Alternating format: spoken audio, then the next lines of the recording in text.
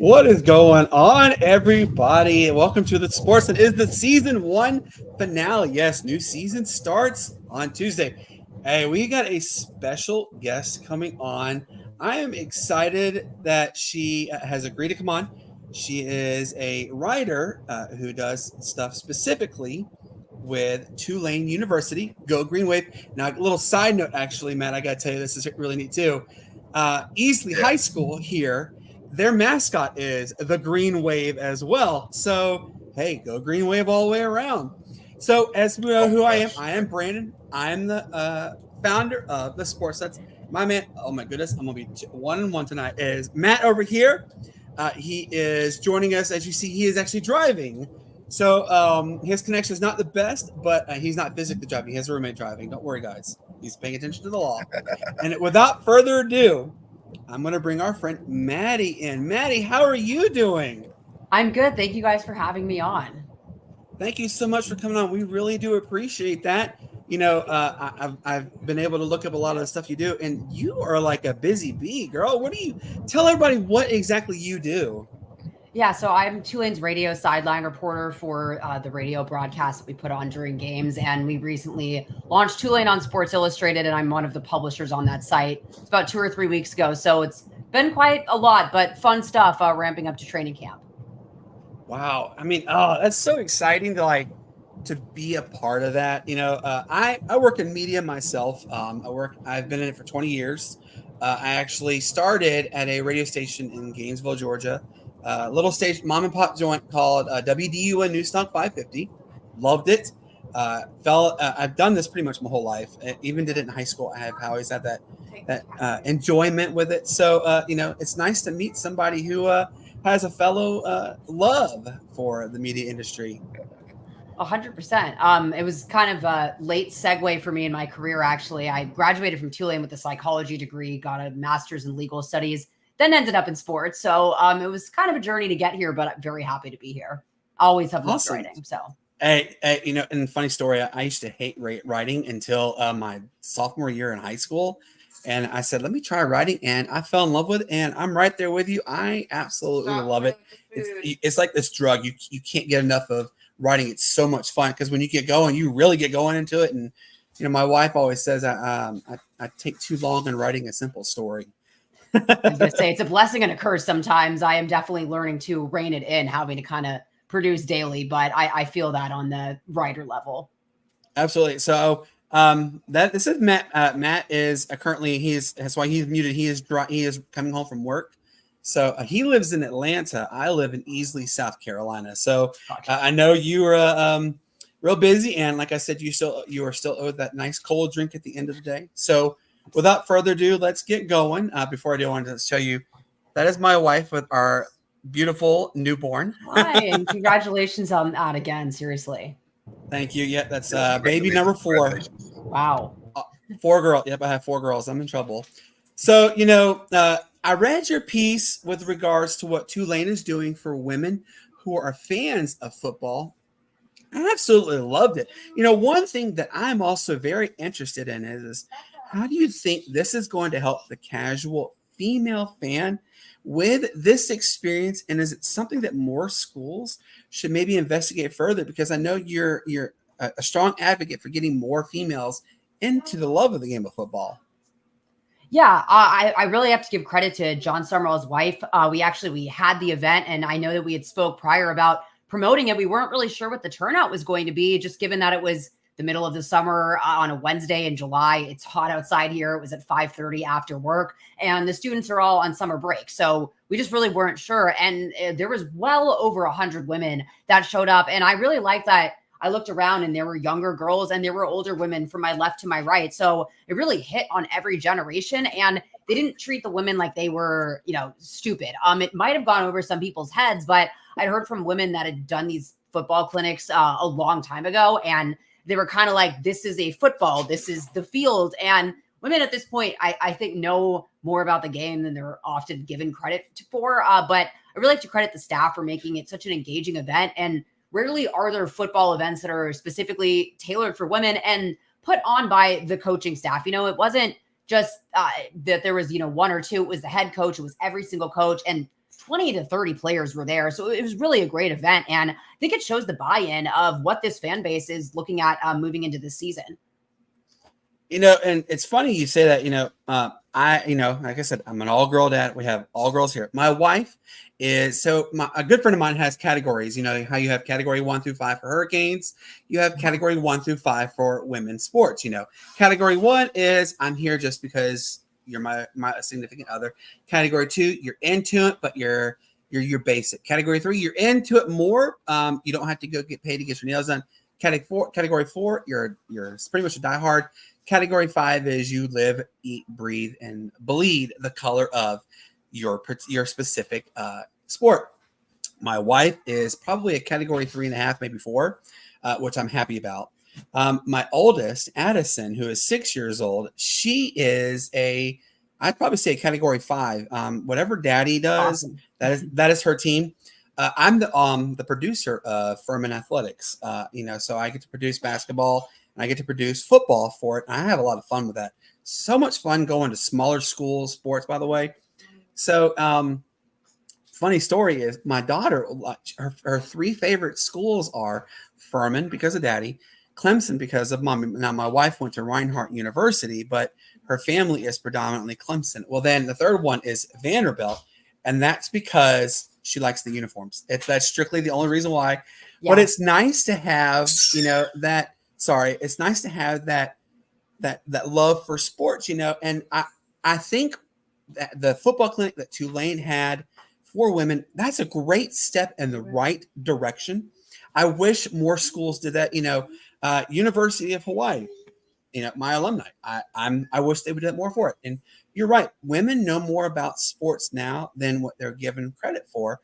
And I applaud you for covering that. And I can't tell you enough how excited I am to know that Tulane is on the right path. Like I told you this before, and, I don't think I think gone are the days of the flukes of an 8-win or 9-win season. No, I think Tulane is here to stay.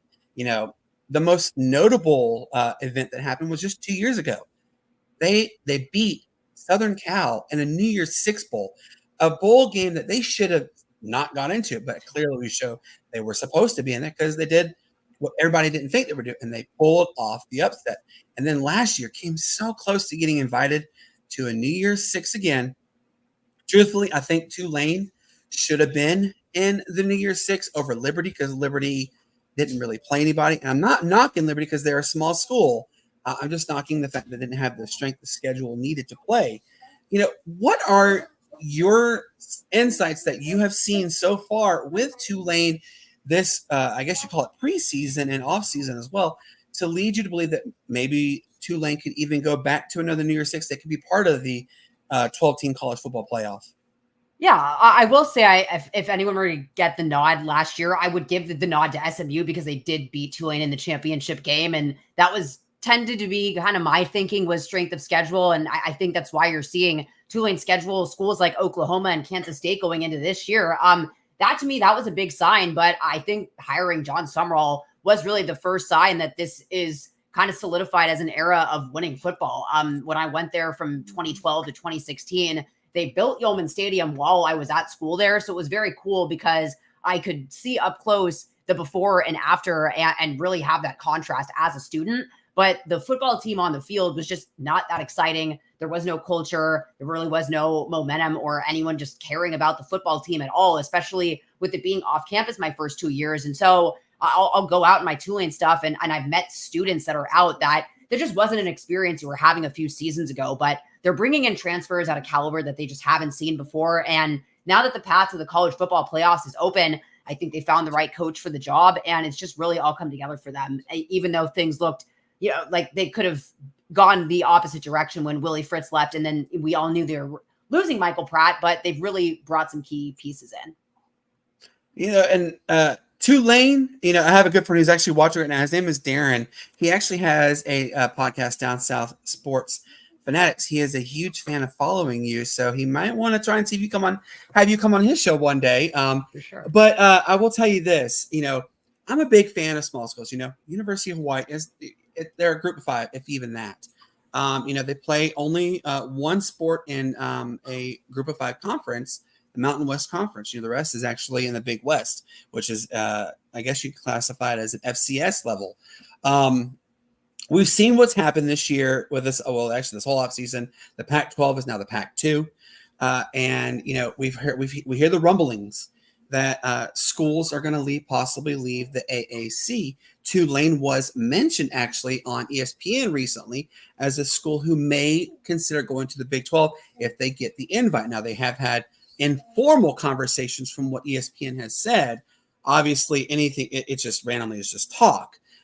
Do you think Tulane does get that ultimate invite to go to, like say the ACC or the SEC or the Big 12 or even the Big 10?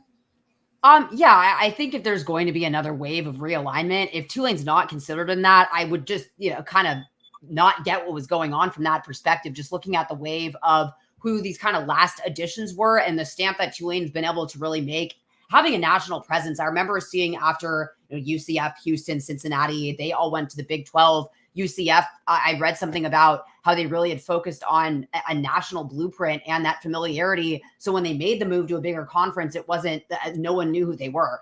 Tulane obviously got a huge bump from the Cotton Bowl, but I think that having their games nationally televised on ESPN for the last 2 seasons running, because thinking back to that Cotton Bowl year, their win against Kansas State was on ESPN Plus. And so it just goes to show what the perception was from that time where, they ended up winning, but they thought that it was just going to be a tune-up for Kansas State, whereas most of their games were on ESPN, ESPN2 last year and this year for that matter. So they have the spotlight and they have the momentum, and there's been such weird stuff going on with the house settlement and NIL that if you're able to get into a power conference, I think you go. But I think right now the kind of focus for them is other conferences. It's probably going to be harder to get straight to the college football playoffs. They do have a good opportunity. And I think the best medicine for all of this is getting in there this year and making the best case. So they might have a little bit of choice when that next wave comes around. What is your sleeper game this year that, you have penciled in as this will be the defining moment for Tulane this season? It's a good question.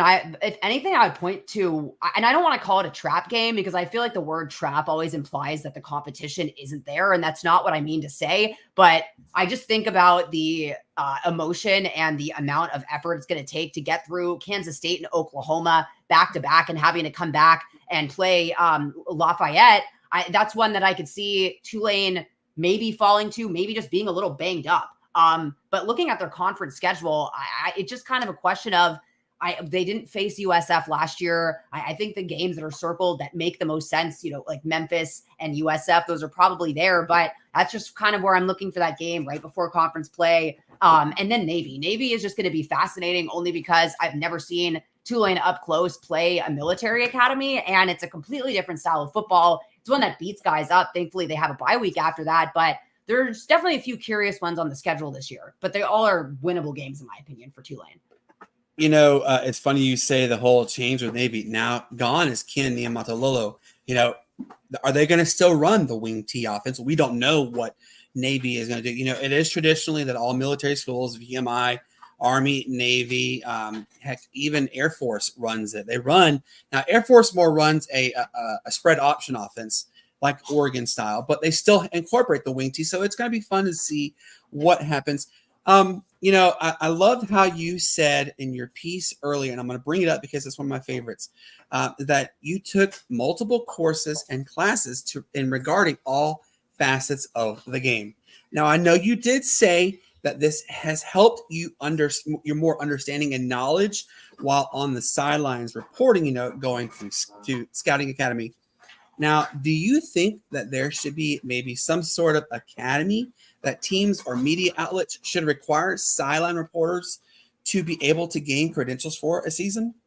I know, only because I think that just limits opportunity and access for people that might do better learning on the ground. For me, at least, I just felt like I came into this industry and I kind of got the sideline reporting job with not that much experience in sports broadcasting. And, I've grown up knowing football my entire life, but just for me personally, it was something that I really wanted to dig into more. But I've talked to people that have gone through that course, that it's just not for them. I mean, every position group. You have to watch 5 different players, write 5 reports, watch 5 games for each one of them, and really break that down. It is a ton of work. It's taken me like a year and a half to get through defensive back and defensive line.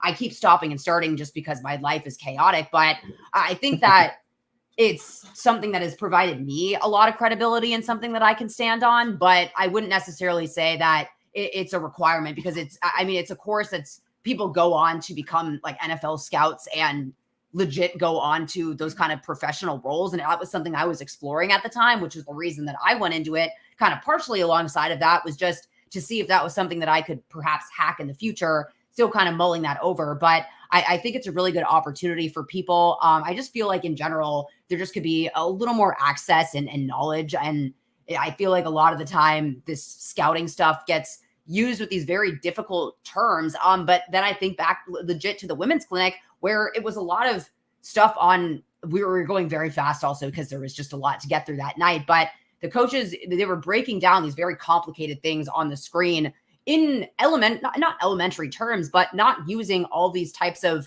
buzzwords and terminology that I think can get people really lost in the shuffle. So I wish that there was just a little more, medium type level of being able to learn the game without having to go into a 16-week course. And it's funny. I played football, so I was actually very good at my sport at what I did. I was one of the best tight ends and one of the best defensive ends in the state of Georgia. I unfortunately blew my ACL and MCL. And as you know, that's how things go, unfortunately. Now, Matt will tell you, I actually coached football. I have a playbook. I kid you not. And it really is this big. It's 150 pages long. Matt has said, I don't know how anybody's ever had a playbook that long, but yeah, I do have a playbook that long. And when you say it's a lot to learn, it really is a lot to learn. A good friend of ours, JD, he asked, how am I able to read plays better? And, of course, it comes with playing. It comes with coaching, that kind of stuff. You kind of understand the way that quarterbacks, defensive minds, even, you kind of figure out how it works just by developing your own way of listening. Funny little thing people don't realize is in the NFL, if you ever listen, when they call audibles at the line, it's the first letter of the audible that's telling you, hey, that's where I'm going to throw. That's the direction I'm going to go, or that's the play where the play is going to go directly at it. And people don't realize it's really fascinating to break down the game of football. It's a who is stronger minded kind of game. It really is. And I love it. I'm addicted to it. I know you got to go because, you've had a super long week, but I want you to give everybody just a quick, give your 2024-25 predictions for Tulane's football program this year. And then also, if you could let everybody know where to find you on social media. Sure, absolutely. I'm so not, a record prediction person, mainly because I'm a jinx, and I'll be honest about that. So I've kind of strayed away from that. The thing is, you see some opponents on there that are a little unknown. I think that there is so much talent that's been brought in, and just being able to watch how this coaching staff has moved and brought in transfers, and all of the freshmen that they brought in, the size has stuck out to me in both the transfers and the new players that have come in. And that to me is the difference maker, especially when you're looking at those Power 4 matchups that they have on the schedule. If there's 1 or 2 losses, that's kind of where I see that going. I don't see any reason though why they wouldn't be able to run the conference table. They were able to do it last year. I know they have so many pieces missing, but they were the hunted last season. I think they have a little more silence, for lack of a better term, to work under. And, Memphis is kind of seen at the top of the conference, but there's no really ability to do film study on them until the season starts. And I think that's going to work in Tulane's favor. And there's just been a really good sense of momentum. Every guy is really working hard, and it's just been really fun to watch. So I've been covering all of that on Tulane on Sports Illustrated. We will also be starting our broadcast up soon when the season starts in less than a month on Saturdays, but that's all on Twitter at MaddieHudak_94, and it's si.com/college/Tulane. Hey, Matt actually had his Wi-Fi drop, but hey, I just want to let you know I am an avid fan. I'm clicking follow, and I'm telling everybody, hey, follow Maddie. She has phenomenal content. You're gonna love every bit of information she gives. Hey, Maddie, is it okay if I get you in touch with my friend Dan? He actually just asked if it was okay if you could get in touch with him about maybe coming on his show. Yeah, just if you wouldn't let him know, I have to kind of sign off for the night because I'm so burnt out. Yeah. But I will get back to him either this weekend or next week. But 100%, yeah. Excellent. Hey, her name is Maddie. And how do you say your last name, please? It's Hudak. It's like Hudak. Hudat, the Saints chant, so it helps. Maddie Hudak, we are blessed to have her come on. I hope to have you on again. I have thoroughly enjoyed getting to talk with you, getting to interact with you. Good luck with Tulane this year. Hey, if you would, please tell them, go Green Wave from everybody here at Easley that says that, because, like I said, Easley has Green Wave as their mascot. So let's go Green Wave, right? Yes. Roll Wave. That's our saying. So love that. All right, Rocco, you have yourself a wonderful weekend. Hey, go get that cold drink and a great weekend. All right, my friend. Thank you so much. You guys as well. Thank you for coming. Bye-bye.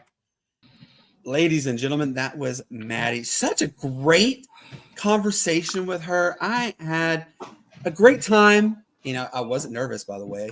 As people may assume I've even nervous. No, I'm not a rookie at this. I promise you I've done this before.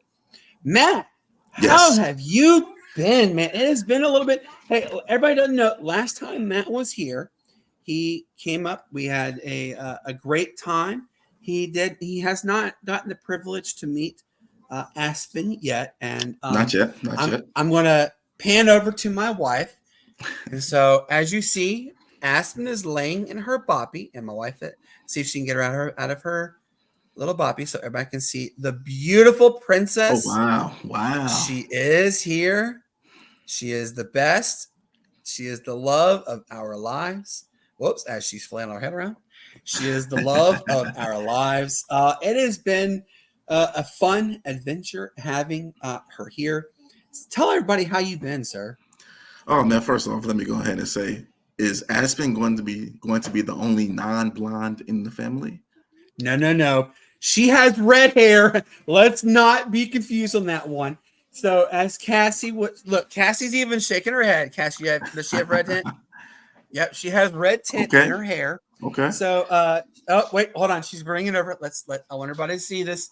First off, look at this beautiful little girl. Look at her hair. Oh, wow. See, has the little red hint. Yeah. Okay. I see it. Yep. So she's got red hair, and this is the beautiful face.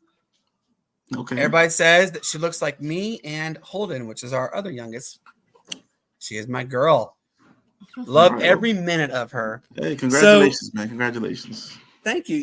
It's been fun. And hey, our friend JD just said, hey, Aspen, I will see you soon. Yes, you will, JD. We are looking forward to you getting to meet. We're looking forward to everybody getting to meet the most beautiful girls in the world. That I have the most beautiful woman. Hey, Matt has a beautiful, adorable daughter, Aria. She's a gem. Don't let anybody fool you. She is not shy. She is the most bubbly personality that we've ever seen. So, everybody's wanting to know, Matt, this is obviously the season finale of Sportz Nutz season 1. It's been an adventure. It's been fun. We've had a lot of good times. Yes, we have had some change. Unfortunately, it's okay. Things change. Things happen all the time. But you know what, though? Let everybody know that's going to go on the Matt perspective of what they can expect going into season 2. Oh, man, most definitely, man. First of all, what they're going to get actually is content. You're going to get a lot of content, especially coming from us. Guests from all over, all different sports, different areas of the states, of the globe, of the map. Gonna get those. Of course, you're gonna get the banter between Brandon and I. You're gonna get everything here, man. I mean, that's all we can do. That's all we can do is just give you guys what you want, give you guys what we want to give you guys, and just have fun. That's gonna be the main thing, man. Just having fun, not being stressed out, not letting things stress us out, and just sports, football, basketball, baseball, hockey, no matter what it is, man. Just Heck, even pickleball, y'all. Pickleball, yeah. You know what? We gotta go play pickleball, man. I gotta do this. Everybody's talking about pickleball. I want to do this. I want to do this. We officially. I'll be down to play. I will play a round of pickleball. Absolutely. And we have to record it so we can record ourselves looking like fools, man, when we do that. So we'll have Cassie record us looking like fools doing it. I will tell you this though. We went to Academy, and people, if you agree with us, please chime in on the stream. Let us know. Getting equipment is so gosh darn expensive. It is unbelievable the amount of pickleball we spent. So Addison's softball gear, $600, right? Yeah. Guess how much it was for one, not plural. You're frozen, by the way. One pickleball racket, $190. Like, come on, really? $190 for a pickleball racket. That's priority there. But then also the balls, they're not cheap little wiffle balls. They're actually like thoroughly created wiffle balls. It's pretty interesting how they mark them. It was like $50 for a bag of 3. Come on now, $50 for 3. That's crazy. Well, it's pretty pricey. Man. It seems to be the new craze. That is. That's actually the fastest growing sport in America. It has grown by 1 year of 254%. That's an insane number.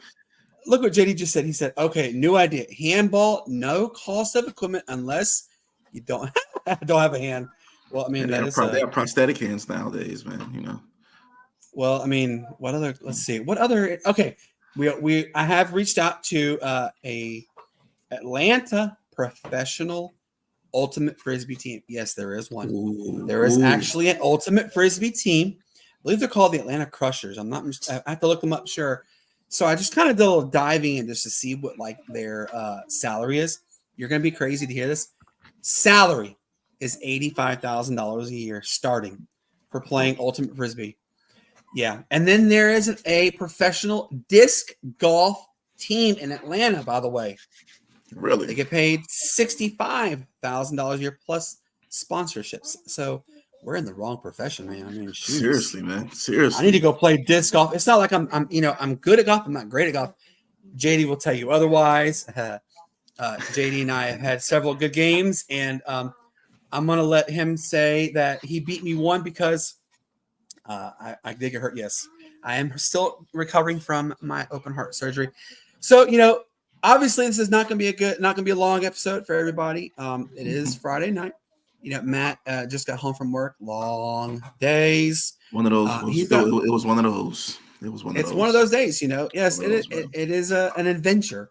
We're going to have a new introduction video that's coming. Mm-hmm. We're going to have some new logos that have actually going to be created. Mm-hmm. We are going to have newer, bigger, better guests, guys. Not saying the guests we've had aren't great, because they really are. Any guest is good, but we're going to have the next level of guests come on. We are expanding. We are going to go further west. We're going to go further north. We're going to go further northwest even. We're going to go a little further south, maybe to the Tampa area. I have some connections lined up with South Florida. It's funny that Maddie said USF South Florida because they are based out of Tampa. Many people don't realize South Florida is actually building this multi-billion-dollar stadium for the football program. So look forward to having USF personnel come. We have LSU guests coming on. We have guests from the San Francisco 49ers. Yes, it is an actual player who is coming on. I can't tell you who because I'm not going to share the wealth because it's an exciting time for that one. I do want to let you guys know I have spoken with Steph Curry. I've spoken with Del Curry. Matt's looking forward to getting to talk with them. It's going to happen possibly season 2. Fingers crossed on that one. It just depends on the scheduling. Charlotte, we have Charlotte football. We're going to talk about them. We are going to be all over the place. So please stay tuned. I know we had a little bit of a hiatus. It was about a week and a half or so, but it is because we gave birth to Aspen. So, be prepared for a lot of fun. We're going to have a lot more interactions. We're going to have possibility of more merchandise. You don't know. We're going to have more live-in locations, not just in South Carolina, but also in Atlanta. We're really working on doing that one. So stay tuned. Matt, tell everybody where they can find you. Well, first of all, I will say, due to the week and a half absence, just call it like it is, Brandon. Just say you needed a break. It's okay. It's okay. needed a break. There you go. There you go. I needed a break so I could be with my beautiful princess. There you go. There you go. Of course, man. Of course. She'll be walking in no time. Of course, you guys know you can find me on X or Twitter or Twix, whatever you want to say, at Maddie D. Thomas. Again, I know I keep saying I'm going to get live on there, but that's a season 2 thing. We're going to get live on there during season 2. Also, you can find me on Instagram at Matt Can Fly High. That's it. Hey, I'm always on Twitter at the Sportz Nutz, Facebook at the Sportz Nutz, me, Brandon Keeler on Facebook. We have our YouTube channel at the Sportz Nutz 176. Checks out. Matt's going to put more shorts on there as well. Hey, we're going to be growing. We are on Spotify now. We are going to be uploading all 26 episodes in this, as well as the Saturday shorts that we had. JD's tidbits are going to be going there. We're going to put everything on Spotify. We're actually going to most likely going on to Apple Podcasts as well. We're going to we should be finalizing that very soon. We're going to be finalizing it with iHeartMedia as well. So we're going to try and make it where we can simultaneously post everything at one time, which means we're live here on YouTube and the other platforms all at one time. So you will have the opportunity. You won't be able to miss any of this great content. You don't want to miss any of this great content coming up. So with that being said, I know this is a short episode, 31 minutes. Hey, we had 10 people come on. It's okay. Loved every minute of having you guys on. Make sure I'm going to show you guys this gentleman right here. Check him out. Darren Berna, Down South Sports Fanatics. Him and his crew, Richie, Poncho, they are really good at what they talk about. They talk about all New Orleans sports all the time. Hey, they even show love to me, and I'm an Atlanta fan, and they love us. That's okay to be two different rivals, but still be good friends, And hey, Darren, Maddie, you already heard her, man. She said she's going to come on your show, so I'll keep you up to date with her. I will tag you with her, my friend. But hey, guys, we love you. We can't do this without you. I know it's been a while since you've heard from us. We're here. We're not going anywhere. We are going to be great no matter what. And guess what? JD and Shane are still our great friends. We love them. They have a lot going on. So it's okay.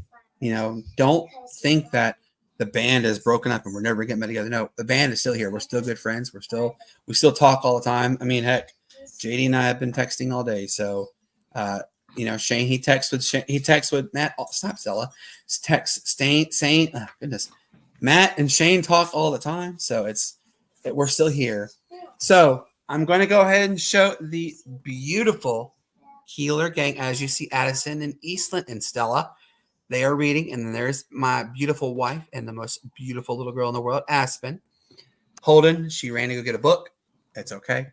So with that being said, for our friend Maddie, and actually, hold on, she's coming down. She wants to show you her book. Say hi, Holdy. There's my other one, Holden. So with our friend Maddie, our friend Shane, and everybody, and our good friend, wait, I'm gonna do 2 for 2. Oh, 2 for 2. Our good friend Matt saying, peace up, A-Town down. We love you. Show is over. Good night. And hey, you know what, guys? Go watch some Olympics. It's fun to watch it. We got some content coming on that one. Matt, anything you want to say? Enjoy your day. Don't get flagged. And don't get flagged. And don't get flagged. Don't get flagged.